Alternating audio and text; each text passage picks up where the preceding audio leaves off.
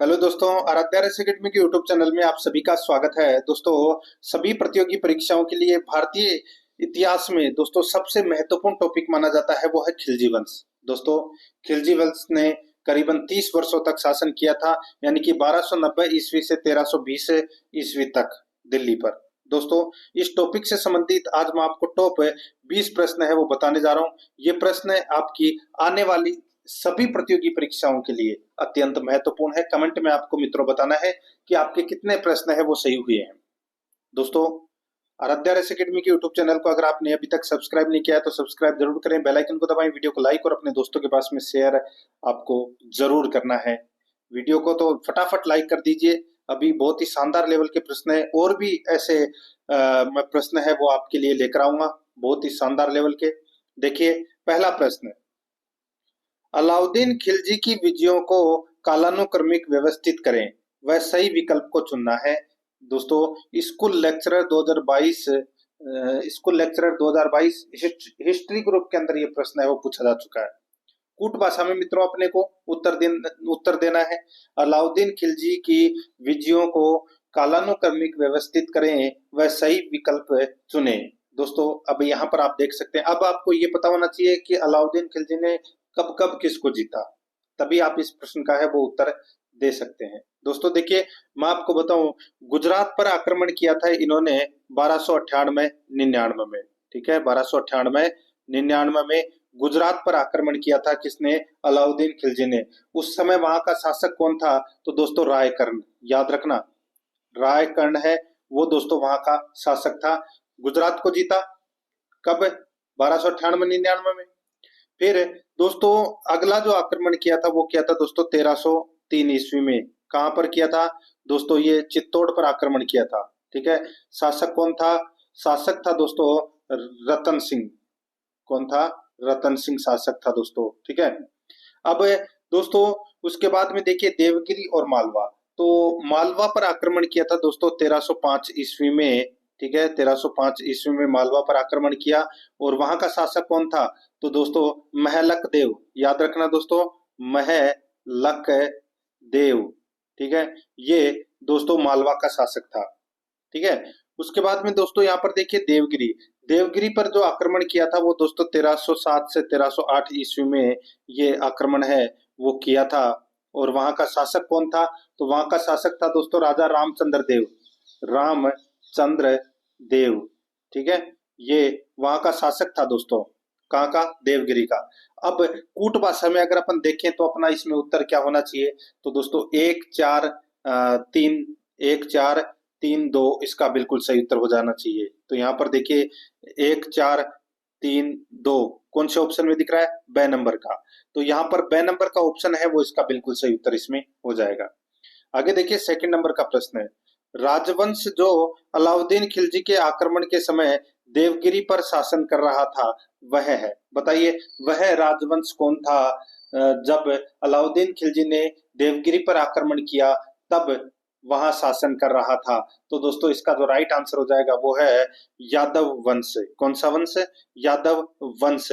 यहाँ पर ए नंबर का ऑप्शन बिल्कुल सही उत्तर हो जाएगा।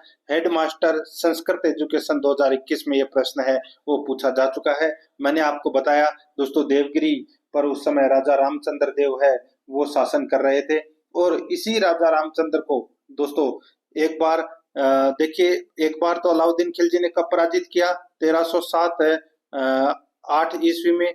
इस समय दोस्तों अलाउद्दीन खुद राजा था, लेकिन एक बार इससे पहले दोस्तों 1296 में भी राजा रामचंद्र देव को दोस्तों पराजित किया था, जो देवगिरी का शासक था। ठीक है, लेकिन उस समय 1296 ईस्वी में जलालुद्दीन खिलजी है वो शासक था। ठीक है, तो उस समय दोस्तों ये सेनापति की हैसियत से गया था।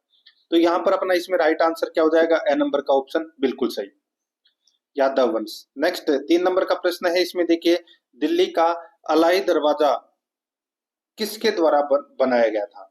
दोस्तों दिल्ली का अलाई दरवाजा है वो किसके द्वारा बनाया गया था? तो इसका राइट आंसर हो जाएगा वो है दोस्तों अलाउद्दीन खिलजी के द्वारा बनाया गया था। यहाँ पर द नंबर का ऑप्शन बिल्कुल सही उत्तर हो जाएगा, ये इसका सही उत्तर हो जाएगा। ठीक है, एक चीज मैं आपको बता देता हूँ दोस्तों, जो ये जो खिलजी वंश है ये आया कहाँ से था?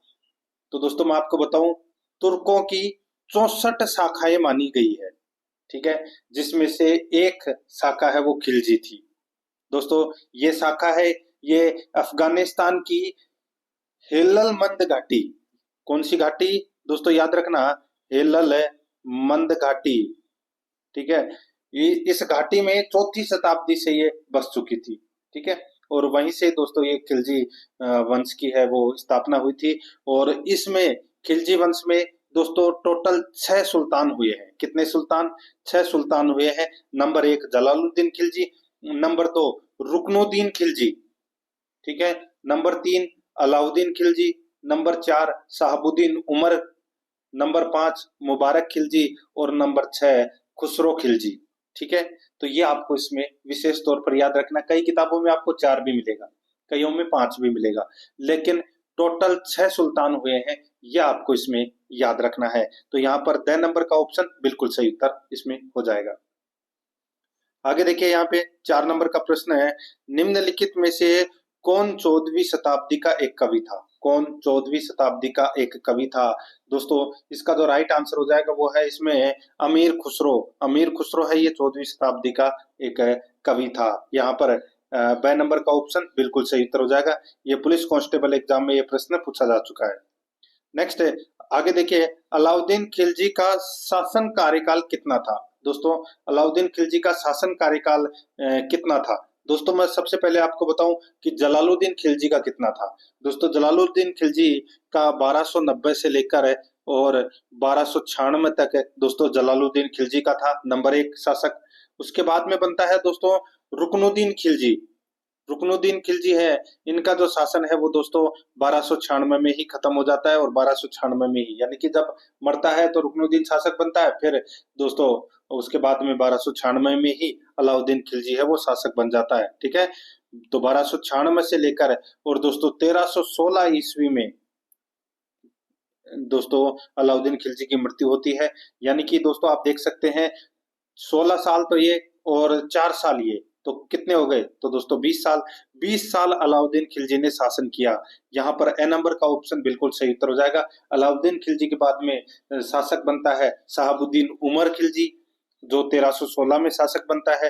फिर 1316 में दोस्तों इसको भी मार दिया जाता है। उसके बाद में शासक बनता है महमूद मुबारक खिलजी, वो 4 साल तक शासन करता है 1316 से 1320 ईस्वी तक। और फिर 1320 ईस्वी में शासक बनता है खुसरो, और खुसरो को भी दोस्तों मार दिया जाता है गयासुद्दीन तुगलक के द्वारा, ठीक है, और तुगलक वंश की स्थापना हो जाती है। तो यहाँ पर ए नंबर का जो ऑप्शन है वो इसका बिल्कुल सही उत्तर हो जाएगा। आगे देखिए, अलाउद्दीन खिलजी के सुधारों में सम्मिलित नहीं था। अलाउद्दीन खिलजी के सुधारों में सम्मिलित नहीं था, तो क्या सम्मिलित नहीं था अलाउद्दीन खिलजी के सुधारों में? दोस्तों इसका जो राइट आंसर हो जाएगा वो है इसमें, देखिए, सेना का विकेंद्रीकरण किया, बिल्कुल सही बात है। भूमि के क्षेत्रफल पर राजस्व है, ये गलत हो जाएगा दोस्तों। भूमि के क्षेत्रफल पर राजस्व ये इसमें गलत दे रखा है। बाकी बाजार नियंत्रण व्यवस्था और राशनिंग व्यवस्था, ये तीनों सही है दोस्तों। यहाँ पे एक यानी कि एस है और द इसमें सही है, तो यहाँ पर ब नंबर का ऑप्शन बिल्कुल सही उत्तर इसमें हो जाएगा। ये देखिए जेल वार्डन के अंदर ये प्रश्न है वो पूछा जा चुका है। आगे देखिए, खिलजी वंश ने कब से कब तक शासन किया? खिलजी वंश ने कब से कब तक शासन किया? अभी मैंने आपको बताया दोस्तों 1290 ईस्वी से 1320 ईस्वी तक है खिलजी वंश ने शासन किया। ए नंबर का ऑप्शन बिल्कुल सही। आगे देखिए, अलाउद्दीन खिलजी की मृत्यु कब हुई? दोस्तों अलाउद्दीन खिलजी की जो मृत्यु है वो कब हुई थी? इसका जो राइट आंसर हो जाएगा वो है इसमें दोस्तों 6 जनवरी 1316 को। 6 जनवरी 1316 को दोस्तों अलाउद्दीन खिलजी की मृत्यु हुई थी। यहाँ पर बे नंबर का ऑप्शन बिल्कुल सही उत्तर इसमें हो जाएगा, ठीक है, याद रखना। आगे देखिए, यहाँ पे 9 नंबर का प्रश्न है, अमीर खुसरो किस सुल्तान का दरबारी कवि था? अमीर खुसरो किस सुल्तान का दरबारी कवि था? तो दोस्तों इसका राइट आंसर हो जाएगा वो है ये अलाउद्दीन खिलजी का दरबारी कवि था अमीर खुसरो। यहाँ पर अपना इसमें द नंबर का जो ऑप्शन है वो इसका बिल्कुल सही उत्तर इसमें हो जाएगा। आगे देखिए दोस्तों, यहाँ पे 10 नंबर का प्रश्न है। यहाँ पर देखिए, निम्न में से किसने अपने आप को खलीफा घोषित किया था? निम्नलिखित में से किसने अपने आप को खलीफा घोषित किया था? तो दोस्तों इसका राइट आंसर हो जाएगा वो है मुबारक शाह खिलजी, ठीक है, मुबारक शाह खिलजी। तो यहाँ पर द नंबर का जो ऑप्शन है वो इसका बिल्कुल सही उत्तर इसमें हो जाएगा। मुबारक शाह खिलजी ने अपने आप को खलीफा घोषित किया था और इनका जो समय है वो शासन का वो माना गया है दोस्तों 1316 से लेकर 1320 तक। ठीक है, ये आपको इसमें याद रखना है। तो यहाँ पर द नंबर ऑप्शन बिल्कुल सही। 11 नंबर का प्रश्न है, इसमें देखिए दिल्ली सल्तनत के किस सुल्तान ने सर्वप्रथम स्थायी सेना का निर्माण किया? तो सर्वप्रथम स्थायी सेना का जो निर्माण है वो दोस्तों किसने किया था?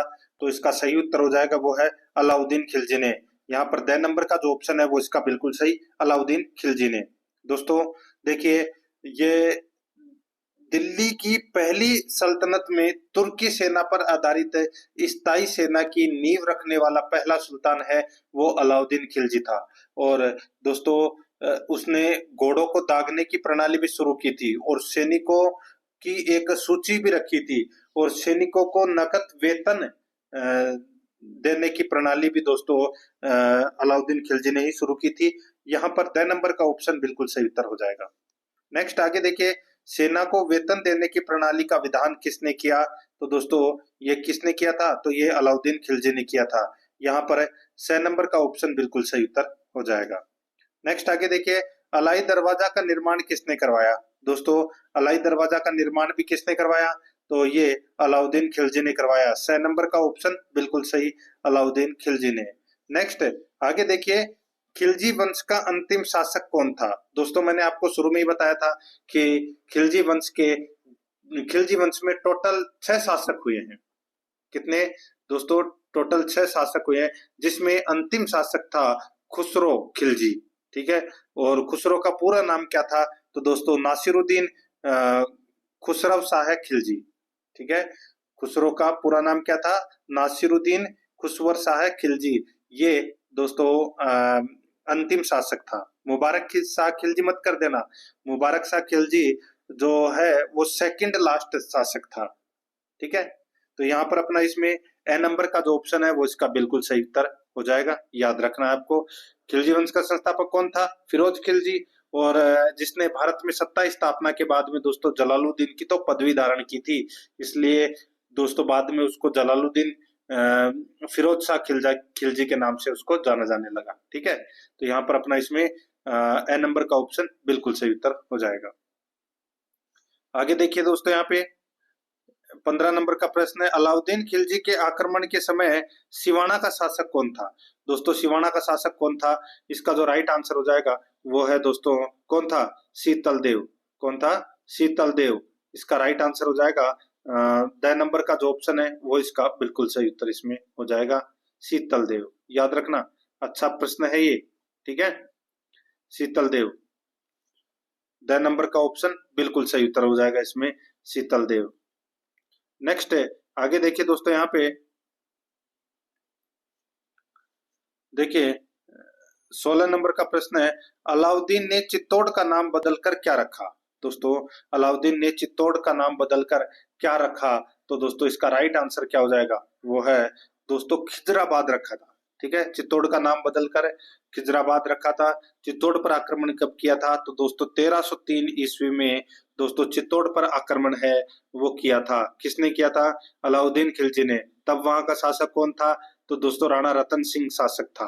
ठीक है, और दोस्तों एक मलिक मोहम्मद जायसी की एक पुस्तक है पद्मावत, जो 1540 ईस्वी में लिखी गई थी। ठीक है, इस पुस्तक में दोस्तों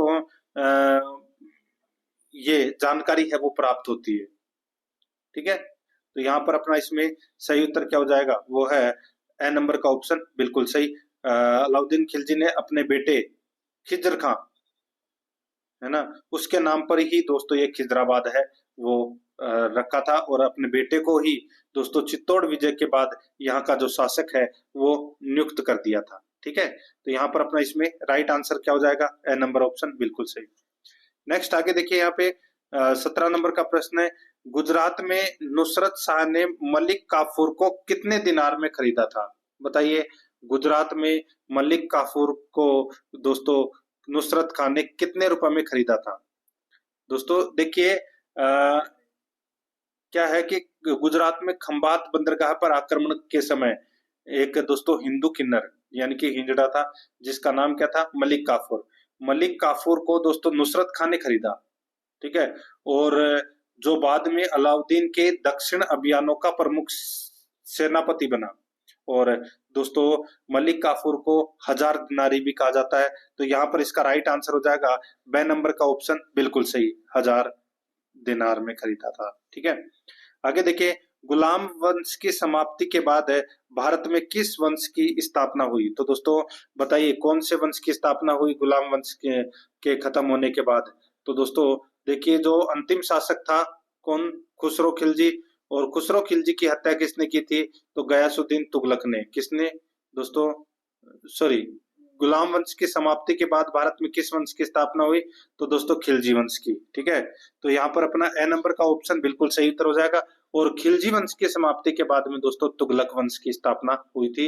ये आपको इसमें याद रखना है, क्योंकि दोस्तों जो अंतिम शासक था उसकी हत्या है वो किसके द्वारा की गई थी? तो गयासुद्दीन खिलजी के द्वारा इनकी हत्या है वो की गई थी, ठीक है। ये आपको इसमें याद रखना है।